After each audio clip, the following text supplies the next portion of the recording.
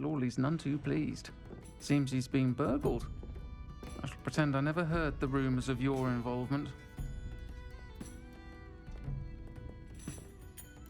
This is a change of pace from our last outing. Don't remind me. The thought of that tent still makes my blood boil. I've been thinking about those poor dragons in the fighting ring. The collars they were wearing, they appeared to be goblin silver. I think a collar is precisely what we found at that poacher camp. I've never known poachers to use anything like that before. The dragon that attacked my carriage was wearing a collar, and Professor Fig was genuinely baffled by its behavior. That attack always did strike me as a little strange, seemingly coming out of nowhere. Surely you aren't suggesting that the collars somehow control the poor creatures? Exactly. Merlin, I don't think the dragon we set free was wearing a collar, but we should check. And if we can find her, we can return her egg. That's a good idea. We need to see this through. I'll start looking into it right away. There was something else that I wanted to discuss with you. I didn't want to press it before. It seems I may have caused you more trouble with Victor Rookwood. Why is he after you? Rookwood is working with Ranrock, and Ranrock is after something I found at Gringotts. Fig had a portkey that led us there after the dragon attack. It's a bit of a long story, and Fig had asked that I not speak of it yet. Goodness. Well, that certainly helps to shed light on what we saw at the tent. Don't worry, I'll guard your secret as if it were my own. I shan't press for more details. In fact, I should probably be going. I'd like to track that dragon down as soon as I can. I'll let you know when I have news of her location.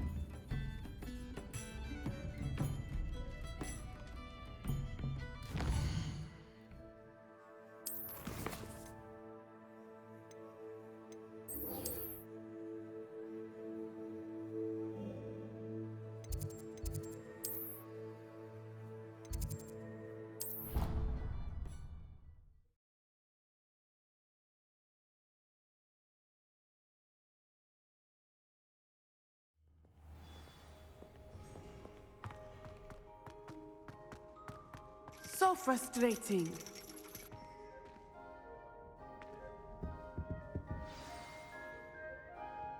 You wanted to speak with me, Mother? I had hoped to speak with you alone, Natsai. Your message mentioned your concern about an unusual creature that was spotted in the woods near Hogsmeade. That could have been anything. You know what it was, Natsai. I am allowed to leave the castle. I am always careful, Mother. Careful.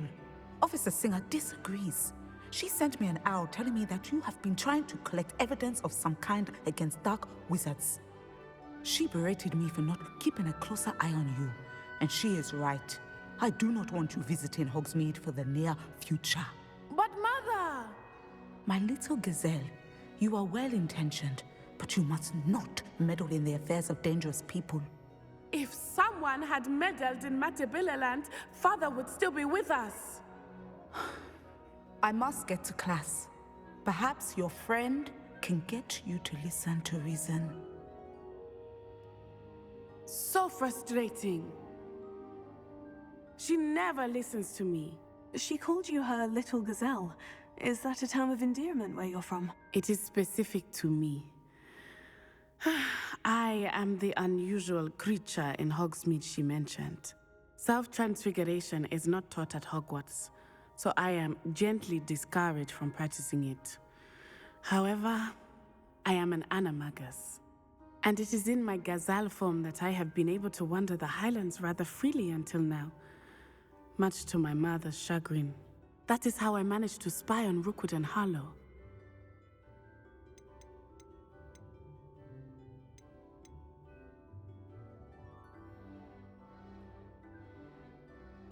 Can you choose what form your animagus will take? Oh no, a person's animagus form is determined by their personality. My mother is convinced that my form is a gazelle because I adapt well to any situation. I believe it is because I can sense danger and keep my wits about me.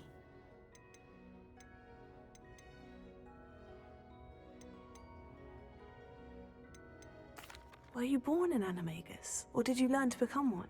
Animagi are not born. The process is quite elaborate. It involves holding a mandrake leaf in one's mouth for an entire month, then placing the leaf in a crystal phial so that it is imbued with moonlight, then adding one of your own hairs. And that is just the beginning. Self-transfiguration is common among students at Wagadu, but Professor Weasley considers it much too dangerous to teach at Hogwarts.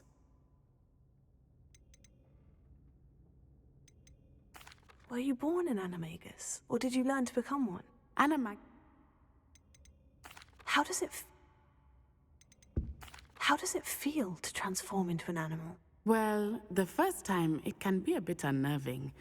I felt a kind of searing pain and a strong double heartbeat. But it gets easier the more you do it. I no longer feel any pain, and I must say, I find a sense of comfort in the double heartbeat. And I love being able to view the world from a different perspective. Now the nickname makes sense. What an extraordinary ability to have. It is. I love transforming, but Mother is less enthusiastic about it. She says that no creature, especially one as rare as a gazelle, should be bounding about where poaching has become so prevalent. She claims that she has foreseen tragedy befall me in my gazelle form. But she has used her sight to control me too many times. I no longer believe it. She's concerned for your safety.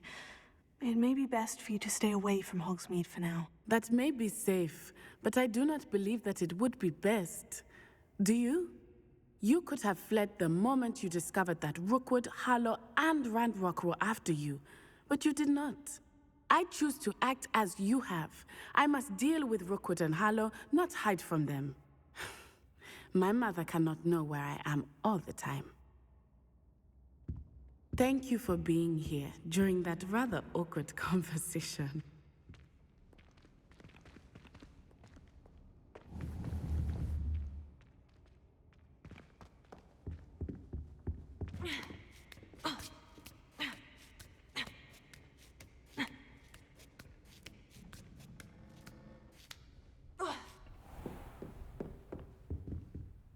Professor, could you tell me how you and Natty ended up at Hogwarts? I can. That is an easy question. We are here because of Professor Weasley. You knew Professor Weasley when you were in Uganda? I knew of Professor Weasley. As you may or may not be aware, Professor Weasley's work once took her around the globe. Without providing detail that is not mine to share, I can say that she was well known in our wizarding community for, well, sharing magical knowledge between countries. Professor Weasley seems quite knowledgeable, so I'm not surprised to hear that she'd do that sort of thing. Indeed. Although I suspect there is much about each of your professors that would surprise and impress you. Such exchanges of information, ministry sanctioned or not, have occurred for centuries. It was an African sorcerer, in fact, who shared the unlocking charm with a certain wizard from London. A thief, rather unfortunately. I see. But back to your original question. Professor Weasley had heard of my work and life in Matabeleland and my time teaching at Wagadu. She was deputy headmistress at Hogwarts by then, and when the position of divination professor became available, she contacted me. Her timing was perfect. I had just foreseen a change in Nat's size and my circumstances and knew that we needed to leave Uganda. Natsai was as ready as I was for a new adventure. So, off we went. Natty has spoken of your move. She was quite kind to me my first day here, in Charms. That sounds like Natsai. I'm glad she has found a friend in you. Now, I must return to my work. As I've told Natsai, do be careful. I had a vision earlier this year of her with a friend, flying on winged beasts. Perhaps unsurprisingly, she will neither confirm nor deny my visions, unless it suits her. Revelio.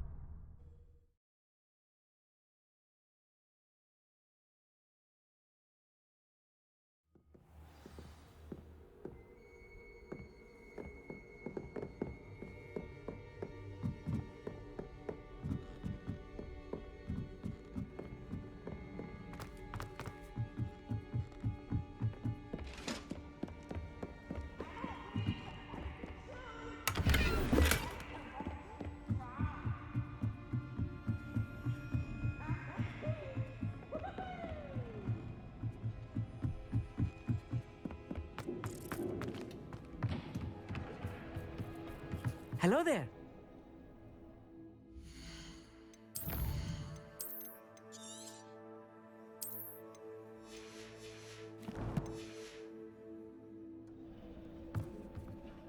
Hello, Amit. Do I recall you saying that you speak gobbledygook?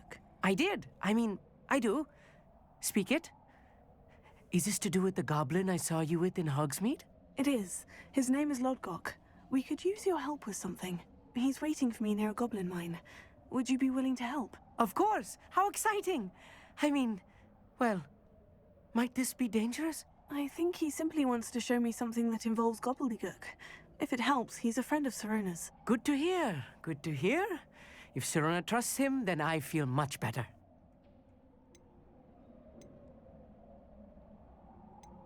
You said you know gobbledygook, but how well? I've been reading it for as long as I've been reading English.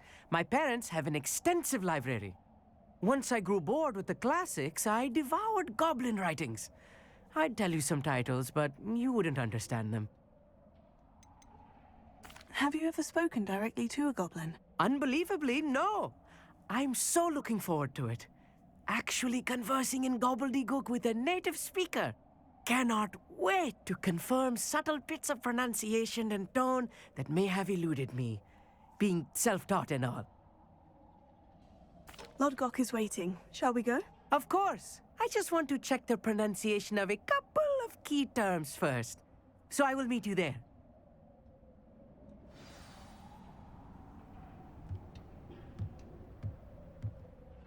Thank you for being willing to help me, Amit. You are very welcome. I'm looking forward to meeting your friend, Lodgok. Lodgok is waiting. Shall we go? Of course. I just want to check the pronunciation.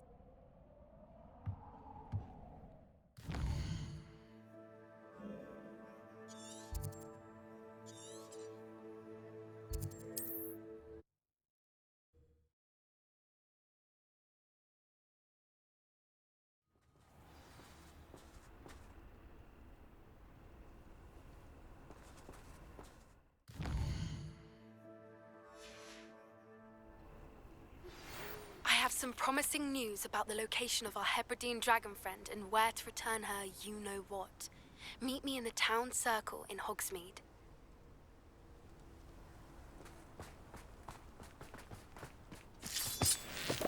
Revelio.